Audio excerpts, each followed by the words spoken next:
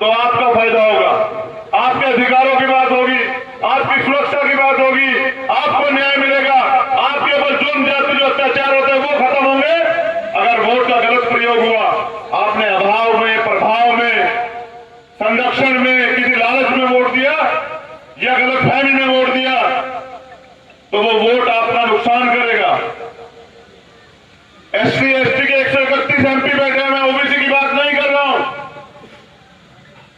लेकिन जब आर्थिक आधार पर आरक्षण लागू होता है तो वही सांसद बड़े बड़े हाथ उठा के समर्थन करते हैं। जब प्रमोशन में रिजर्वेशन खत्म किया जाता है, वही सांसद हाथ उठा के जय जयकारे लगाते हैं। जब एससी एसटी एक्ट खत्म किया जाता है तो वही सांसद जो है अपनी पार्टी के प्रति समर्पित होते हुए चुपचाप घर बैठे रह जाते हैं। क्या जनता सारे संघर्ष करेगी? अगर जनता सारे संघर्ष करेगी तो राजनीतिक दल किस लिए? और अगर जनता को सब कुछ करना है तो जनता निर्णय ले कि पिछले 5 साल में अगर दलितों पे, पिछड़ों पे, मुसलमानों पे, गरीबों पे, महिलाओं पे संविधान को अगर आ चाहिए तो वो कौन सा संगठन है, वो कौन सा दल है जिसने अपनी जान की परवाह न करते आपकी लड़ाई लड़ने का काम किया है? या तमाम लोग जानते हैं चुनाव खत्म हो जाएगा, तमाम लोग आपके बीच आएंगे, कोई दारू देगा, कोई पैसे देगा, कोई तरह तरह की बातें करेगा, कोई तरह तरह के लालच देगा, लेकिन जब चुनाव खत्म हो जाएगा वो लोग आपको ढूंढे भी नहीं मिलेंगे। आप उनके घर के बाहर जाओगे तो वो आपसे कहेंगे कि हमने कौन सा तुझसे वोट मांगी थी, तूने, तेरी वोट तो हमने खरीदी थी। जो बिका हुआ वो उनसे कैसे सवाल करेगा? जो लोग बिना स्वार्थ के आपकी लड़ाई लड़ रहे थे, अगर उनको मौका मिलेगा तो मैं जिम्मेदारी से कह सकता हूं, मेरी बहन ने यहां से कहा और मैं राष्ट्रपिता ज्योतिबा फूले के समाज से रिश्ते बनाने के लिए आया हूं कि अगर किसी कमजोर पे अत्याचार होगा तो आप अकेले नहीं है। किसी बैकवर्ड के व्यक्ति पे, किसी बहन पे, भाई पे, बहुजन समाज किसी व्यक्ति पे अत्याचार होगा तो जहां आपका पसीना गिरेगा, आपके तमाम बच्चे भाई अपना खून देने का काम करेंगे। लेकिन ये जो भाईचारा है जो सदियों से बना हुआ है, शायद आपको पता हो या ना हो कुशवा समाज के लोगों, लेकिन हमें पता है कि कितना अपमान राष्ट्रपिता ज्योतिबा फूले ने सहा, कितना अपमान जो है मां सावित्रीबाई फूले ने सहा। जब वो दलितों को पढ़ाने के लिए जाती थी तो उनके ऊपर कीचड़ फेंका जाता था। जब वो दलित बच्चियों को पढ़ाने जाती थी तो उनको बेइज्जत किया जाता, उनको पत्थर मारे जाते थे, लेकिन उन्होंने तमाम तरह के अपमान से अपना रास्ता नहीं छोड़ा। क्या दलित समाज के लोग ये एहसान भूल जाएंगे? भूल जाओगे? अगर आज तुम अपने के साथ नहीं खड़े होंगे तो कल आपके साथ कौन खड़ेगा? सवाल कीजिए अपने आप से। ये लड़ाई सिर्फ वोट की नहीं है, ये लड़ाई है बहुजन भाईचारे की, ये लड़ाई है आने वाले कल के संघर्ष की। हालात बहुत नाजुक है बहुजन समाज के राजनीतिक रूप से, लेकिन नौजवानों का जो जोश है, जो जुनून है, वो भी एहसास करवा रहा है कि समाधान भी निश्चित है। मेरे जिम्मेदार साथियों, माताओं, बहनों, नौजवानों, बाबा साहब ने तमाम तरह की कुर्बानी दी और बचपन में मैंने बाबा साहब का एक सेंटेंस पढ़ा, आज आप भी सुन लीजिए, आपके काम आएगा। उन्होंने कहा कि जीवन जीना कोई बड़ी बात नहीं है, जीवन जीना कोई बड़ी बात नहीं है, बड़ी बात है स्वाभिमान से जीना। बड़ी बात क्या है? अगर इस देश में आप स्वाभिमान से नहीं जी पाते तो आपकी जवानी का क्या फायदा बताइए? इस देश में अगर आप अपने महापुरुषों के आंदोलन को आगे नहीं बढ़ा सकते हैं, अपने महापुरुषों के सपने को पूरा नहीं कर सकते हैं, आपका क्या फायदा? मेरी बात को बहुत गौर से सुनिए। किसे वोट देंगे? भारतीय जनता पार्टी को। भारतीय जनता पार्टी को वोट देने का मतलब है कि इस देश में संविधान की हत्या, अगर जिनसे संघर्ष होता है उनसे समझौता नहीं होता, जिन्होंने कल इतने लंबे समय तक इस व्यवस्था को संभाल के रखा, वो भारतीय जनता पार्टी आपका भला कभी नहीं कर सकती। उस भारतीय जनता पार्टी को दफन करने का काम आप लोगों को करना पड़ेगा। किसे वोट देंगे? कांग्रेस पार्टी को। आपने देखा था लोकसभा में भी और विधानसभा में भी, इन्हीं लोगों ने आपका वोट लिया, आपको ठगा और फिर आपका इलाज किया।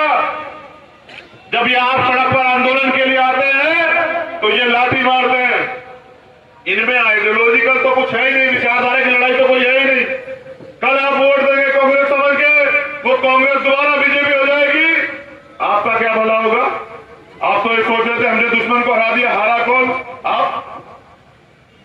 तो आपके पास विकल्प तो बहुत है, लेकिन अगर आप चाहते हैं कि मध्य प्रदेश में नौजवानों को, गरीबों को, महिलाओं को, शोषितों को ताकत मिले, तो लोकतंत्र में ताकत होती है वोट। आपके पास मौका है 3 तारीख को। जब 3 तारीख को सुमावली विधानसभा का उपचुनाव होगा और वोट पड़ेगी, तो ट्रैक्टर का निशान है यहाँ आपका चुनाव चिन्ह। एक एक वोट ट्रैक्टर के निशान को मोहर लगा के, बैलेट मशीन का बटन दबा के भारतीय जनता पार्टी और कांग्रेस की ताबूत में आखिरी कील ठोकने का काम आप करें, ये आपके कभी नहीं हो सकते हैं।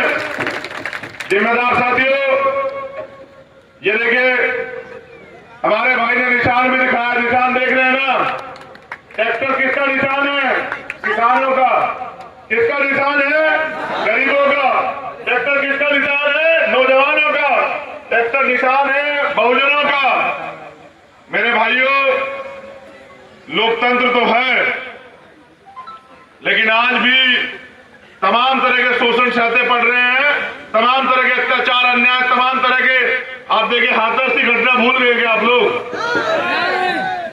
यही भारतीय जनता पार्टी थी जो तमाम तरह के वादे करती है, लेकिन प्रयास यह था कि किसी तरह से अन्याय करके उस परिवार को दबा दिया जाए, डरा दिया जाए। लेकिन भीम आर्मी के क्रांतिकारी साथियों ने अपने जान की बाजी लगा दी, उस मामले को इतना हाईलाइट किया कि सरकार को झुकना पड़ा और आज वो परिवार न्याय की लड़ाई लड़ रहा है। देखिए, दलितों के पास तो नेतृत्व है, उनके पास तो भीम आर्मी, उनके पास तो चंद्रशेखर आजाद है, उनके पास तो तमाम नौजवान हैं। लेकिन इस देश में साक्य, केशव, मौर्य, कुशवा, बिंद, सैनिक, प्रजापति, तमाम बैकवर्ड की इतनी जातियां हैं जिनके पास नेतृत्व नहीं है, उनका भी गांव में शोषण होता है। अगर आप जिम्मेदारी से बहुजन भाईचारे को आगे बढ़ाने का काम करें और ये रिश्ता बनाने का काम करें, उनके अधिकार उन्हें दें। क्योंकि माननीय काशीराम साहब की जो मूवमेंट थी ना, उसका नारा था, कौन था नारा? कि जिसकी जितनी संख्या भारी, जिसकी जितनी संख्या भारी, राजनीतिक दलों का नारा है जिसकी जितनी जेब भारी उसकी इतनी हिस्सेदारी।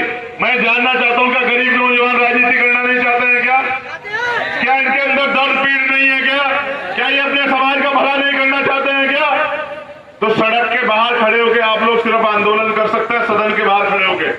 अगर आप चाहते हैं कि आप नीतियां बनाने वाले बने, क्योंकि जिस दिन कलम की ताकत आपके हाथ में होगी, मैं ये मैसेज तो दे रहा हूं आज के विधानसभा चुनाव पे, लेकिन ये याद आपको रखना है, आने वाले तमाम चुनाव में एक तरफ वो लोग होंगे जो आपकी वोट को ठगने का काम करेंगे, सौदा करने का काम करेंगे, और एक तरफ वो लोग हैं जो आपके लिए अपने प्राणों का बलिदान देकर, कैरियर का बलिदान देकर संघर्ष करने के लिए मैदान में आए हैं।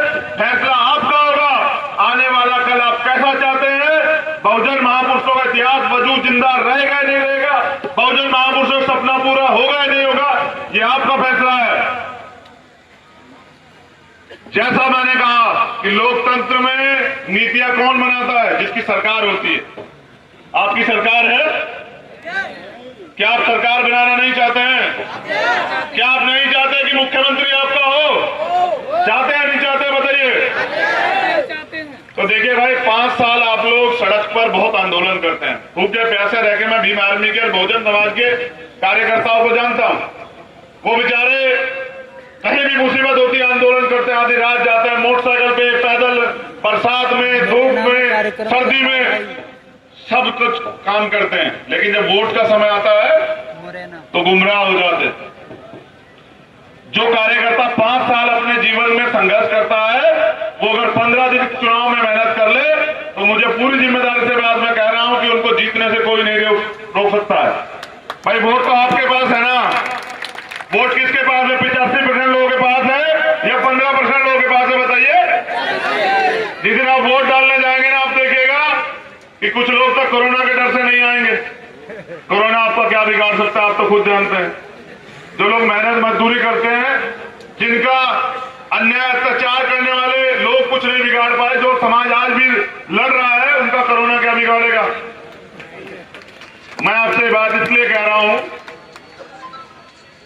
कि मैं अपने रहबर का सपना, मान्यवर साहब श्री काशीराम साहब का सपना, बाबा साहब का सपना, उस धरती पे जहां बाबा साहब पैदा हुए मध्य प्रदेश में, मैंने अपने मुंह सुना, मान्यवर काशीराम साहब कहते थे कि मध्य प्रदेश, उत्तर प्रदेश के बाद अगर कहीं राजनीतिक रूप से बहुजनों के लिए उपजाऊ भूमि है तो मध्य प्रदेश।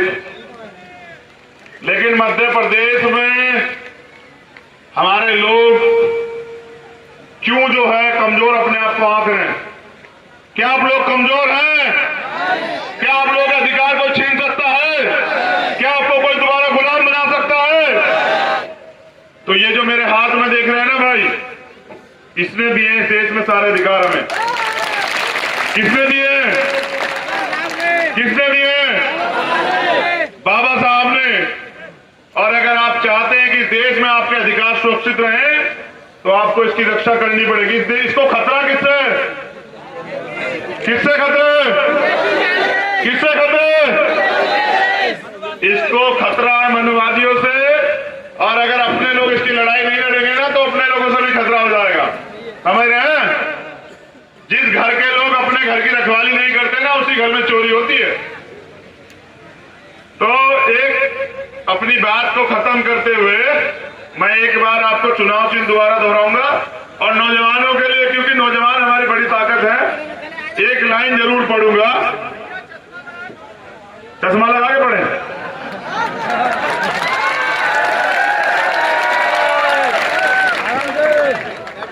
मैं तो तुम्हारी सारी मांग पूरी करता हूं, तुम मेरी एक मांग पूरी कर देना एक बार।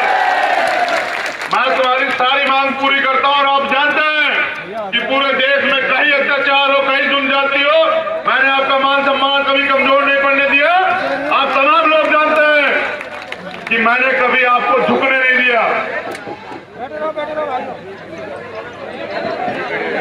बैठे रहे, अनुशासन बना के रखिए, ये आ जाएगी सर पे।